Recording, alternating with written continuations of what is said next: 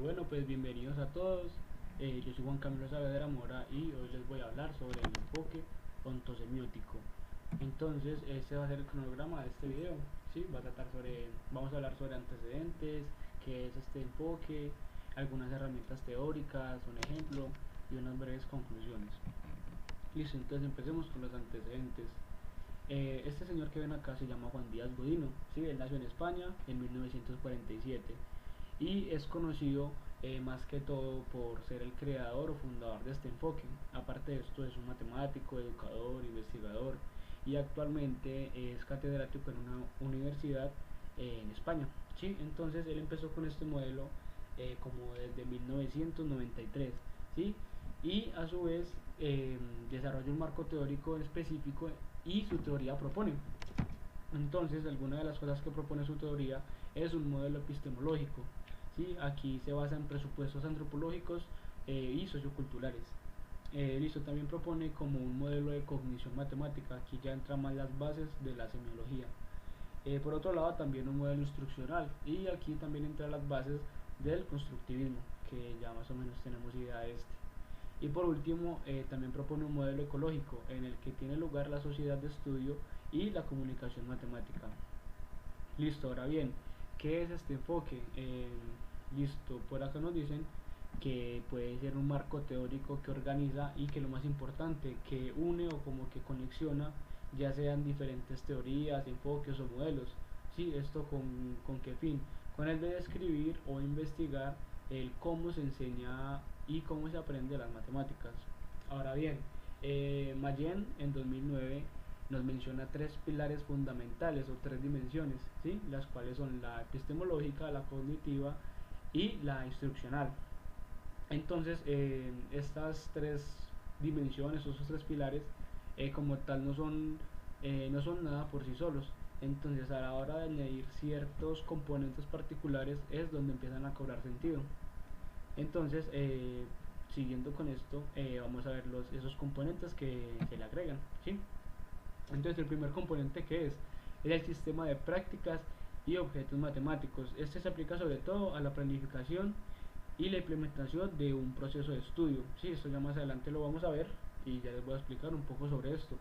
La segunda habla sobre los procesos matemáticos y conflictos semióticos. Acá ya se identifica como un sujeto, ya sea personal o una institución. Ya más o menos les voy a explicar eso de institución. Y aquí ya se basa sobre situaciones, problemas en donde el estudiante va desarrollando su propio conocimiento. Listo, aquí ya en el tercer apartado tenemos las configuraciones y las trayectorias didácticas. Aquí es cuando ya identificamos que para enseñar matemáticas se necesita como ese instructor y también el estudiante, ¿sí? Y ya que entre los dos haya como una interacción o una trayectoria didáctica. Listo, en el tercero son el sistema de normas que condicionan y hacen posible el proceso de estudio. Listo, aquí para que eso va relacionado con el tercero. Esto quiere decir que acá ya se como que se implementan un tipo de normas para que ese proceso de aprendizaje se lleve de la mejor manera. ¿Sí? Y listo, y el último componente sería el de la idoneidad didáctica del proceso de estudio. Esto quiere decir que el proceso o esa trayectoria que se ha hecho se realice de una manera adecuada y con sus bases bien sustentadas. Listo, entonces ahora les voy a hablar sobre las herramientas teóricas que componen el enfoque ontosemiótico. ¿Sí? Antes de seguir con esto quiero hacer algunas aclaraciones y es que cuando nos referimos por ejemplo a práctica matemática es la acción que tiene alguien al resolver un problema matemático, ¿sí? Y a su vez de resolverlo poderlo transmitir o poderlo sustentar sobre cómo lo resolvió. Ahora bien, cuando se refiere a objeto matemático quiere decir algunas definiciones o cosas relacionadas conceptualmente de algunos temas de la matemática. Y por último, cuando se habla de institución, quiere decir como un grupo de personas que están unidos para resolver cierta problemática en común, ¿sí? Listo, entonces ahora bien, perdón. Una herramienta son los sistemas de prácticas operativas y discursivas ligadas a tipos de problemas. Entonces esta parte de prácticas operativas y discursivas se las explicaré más adelante con una figura, ¿sí? Y listo, esta parte de acá se basa más que todo en tipos de problemas, en situaciones y problemas, ¿sí? Entonces se le da como una situación al estudiante en donde ellos por medio de procesos lógicos van creando su conocimiento, ¿sí? Entonces vemos que está muy enmarcado, primero que todo, el método constructivista y el método científico. Listo, entonces acá en esta parte habla mucho sobre los significados, ¿sí? Estos significados sobre algunos objetos matemáticos. Ahora bien, primero vamos a hablar de los significados institucionales. ¿Sí? Primero, el implementado, que aquí se refiere más que todo como a la práctica que implementa el docente, ¿sí? Que le sirve como para enseñar cada bueno, cada objeto, diremos. El segundo es el evaluado y es la práctica que utiliza el docente para evaluar que los estudiantes estén aprendiendo, ¿sí? La que sigue sería el pretendido, que es el sistema de prácticas incluidas en la planificación, o sea, a la hora de planificar como la clase o cómo enseñar este tema, eh, lo que se espera, ¿sí? El sistema de práctica. Y por último el referencial, que esto significa como el docente usa como referencias para elaborar el significado que él quiere, ¿sí? Entonces el de qué se basa, qué toma, de dónde saca la información que quiere suministrar a sus estudiantes y pues ese tipo de cosas. Y ahora vamos a los significados personales. El primero es el global, que quiere decir que el estudiante puede manifestar potencialmente. ¿Sí? Esto quiere decir que el estudiante comprendió en una totalidad el objeto matemático y puede hacer dichas como representaciones de su objeto. ¿Sí? El segundo es el declarado y acá habla más que todo sobre como la entrega de resultados de las evaluaciones. Y entonces acá es muy importante que se incluya el punto de vista institucional de las evaluaciones que sean correctas o incorrectas por parte de los estudiantes, ¿sí? O sea, que se le diga al estudiante por qué se equivocó o que le quedó bien, que le quedó mal y que se llegue como a una buena retroalimentación, ¿sí? Y por último es el logrado, pues sabemos que ante una situación problemática la idea es tener siempre como un logro en común. Entonces la idea es que los estudiantes alcancen ese logro. Entonces esta parte se refiere más a esto, ¿sí? Listo, ahora bien, en este cuadro podemos ver algo más resumido, lo que queremos, lo que les acabé de decir. Listo, entonces en la parte de abajo podemos ver el sistema de prácticas. En las discursivas, que son más que todo como el desarrollo de la vida social, ¿sí? Y las operativas ya son ciertas instrucciones que están ordenadas en una secuencia lógica. Ahora bien, esto nos lleva a, por un lado, los significados institucionales, que vemos que están unos contenidos en otros, ¿sí? Podemos ver que está el referencial, pretendido, implementado y el evaluado, ¿sí? Entonces ya sabemos que el referencial es como la referencia que utiliza el docente para llegar a ese tema. Entonces vemos que entre él está el pretendido, el implementado y lo evaluado. Entonces que por otro lado los significados personales vienen también de la misma forma, unos incluidos en otros, ¿sí? Por ejemplo, está el global, el declarado y el logrado. Acá es muy importante que en el logrado se tenga como ese nivel de reflexión, de decir el significado del estudiante apenas empezó a hacer como el proceso y ya finalizando este proceso, ¿sí? Entonces esto vemos que están relacionados la enseñanza y el aprendizaje. Por un lado, la participación de los estudiantes es muy importante a la hora de llegar a los significados institucionales, ¿sí? Entonces, a su vez, también es muy importante que estos tengan la apropiación de estos significados, ¿sí? Que lo vuelvan parte de ellos para así que se lo puedan aprender de una mejor forma o que se sientan más seguros a la hora de aprenderlos. Listo, entonces ahora vamos a hablar sobre la emergencia de objetos matemáticos.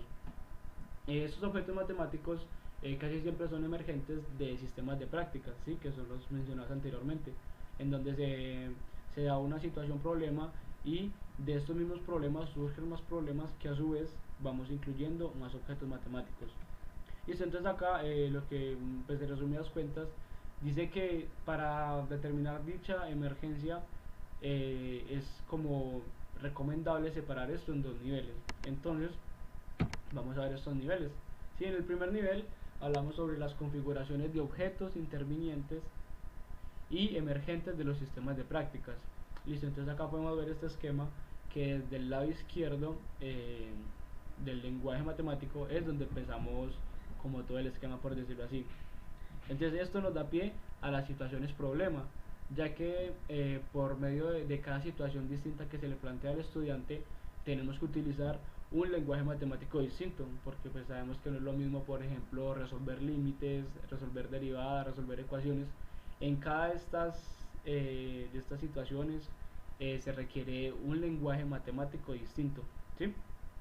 Entonces, esto a su vez, por medio de definiciones, ya sea procedimientos, proposiciones, teoremas, y por medio de este apartado de la mitad, es que podemos abordar estos problemas y a su vez poderles dar respuesta. Y lo más importante de esto es que gracias a este cuadrito del medio, podemos sentar como unas bases en la argumentación de nosotros, ¿sí? Por ejemplo, en decir por qué estamos respondiendo esto, por qué esta es la respuesta correcta, ¿sí? Entonces tenemos que los argumentos tienen que estar como basados en todo esto de acá. No podemos decir simplemente, esto me da así porque sí, tenemos que tener como unas buenas bases del por qué. Y ya aquí en el segundo nivel hablamos sobre los atributos contextuales, ¿sí? Y esto quiere decir que a esos objetos matemáticos los vamos a atribuir. Casi siempre estos atributos se dan de dos en dos. ¿Esto por qué se da? Porque pues uno ayuda como al crecimiento del otro, o sea, los dos van como relacionados, por decirlo así. Entonces en el primero tenemos el personal y el institucional. Esto quiere decir que este objeto eh, se vuelve institucional si se comparte, si se hace una retroalimentación en general a todo el grupo que está haciendo esta práctica, ¿sí? Entonces ahí ya podemos decir que es institucional. Mientras que si no se comparte y el objeto se vuelve un poco más del estudiante, ya sería personal. Entonces está el ostensivo y no ostensivo. Entonces se entiende por ostensivo al objeto que es de dominio público y el cual se puede compartir a los demás. En caso contrario sería no ostensivo.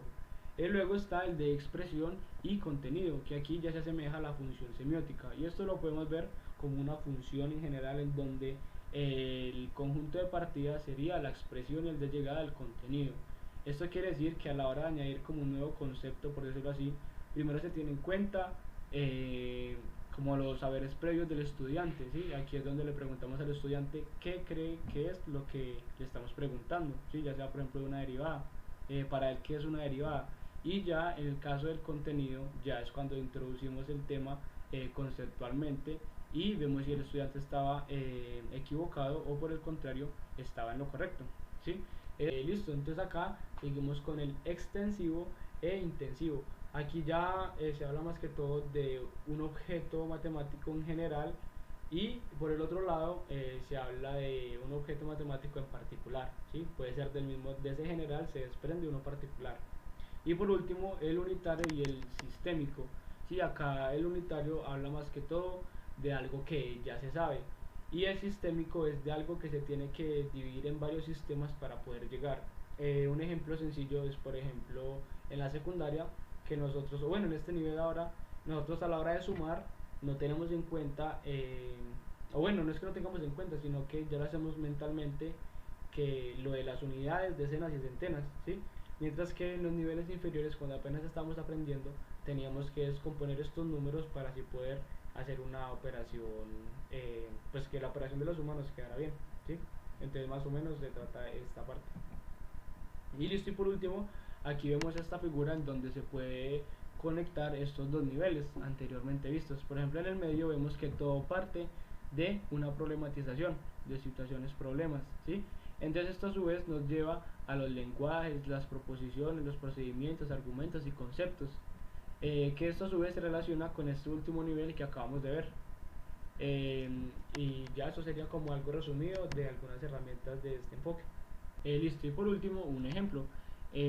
Lo pensé más o menos en el concepto de suma y resta, ¿sí? Entonces como vemos esto siempre se basa en una situación problema, entonces por eso partimos de la pregunta cómo discriminar las situaciones de suma y resta y a su vez cómo podemos resolver estas operaciones.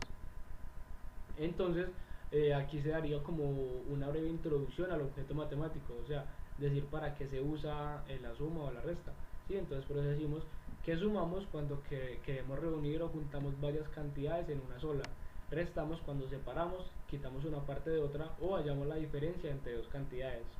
Listo, luego de esto se parte de una situación introductoria general. Aquí ya se separa el grupo como en varios estudiantes, en varios grupos, para a su vez fomentar la competición. Pues vemos que esto tal vez no está recomendable hacerlo, pero es un buen estímulo cuando los estudiantes ganan. Entonces podemos implementar esta parte como para iniciar este juego, por decirlo así. Y ya a su vez se van planteando diferentes problemas en cuál la solución pues tenga que ver con las sumas y las restas, ¿sí? Ya por último aquí algunas referencias de donde saqué toda la información y pues nada compañeros, eso ha sido todo, muchas gracias por su atención.